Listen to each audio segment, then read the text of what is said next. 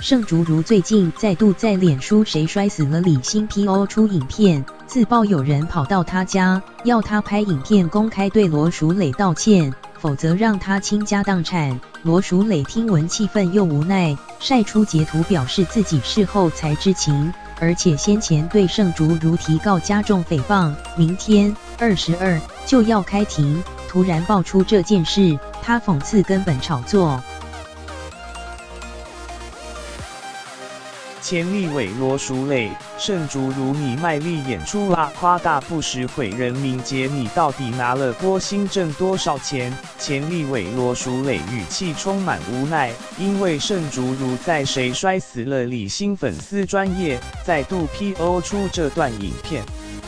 艺人盛竹如，有人跑到我家要我拍影片公开对罗淑蕾道歉，不然就要我倾家荡产。更义正言辞表明不会受到威胁，要正式告诉大家李欣是如何摔死的，而其实罗淑蕾根本事后才知情。前立委罗淑蕾，天底下有那个原告去找被告说要和解了吗？那个人是1月8号去找盛竹如，我是到2月13才知道。透露对方是位媒体人，更晒出 LINE 截图，对方写下不瞒委员知道，我也私下见过盛竹如来证明，去年10月罗淑蕾向盛竹如提告加重诽谤，22日就要开庭，18日就出现这支影片。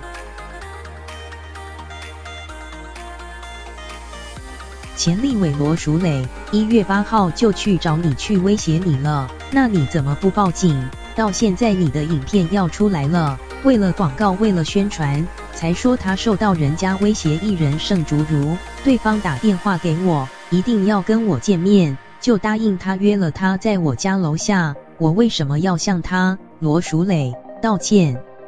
什么闯入我家其实没有，安和派出所的所长还带了警卫到我家来问这回事，我说台湾治安这么好。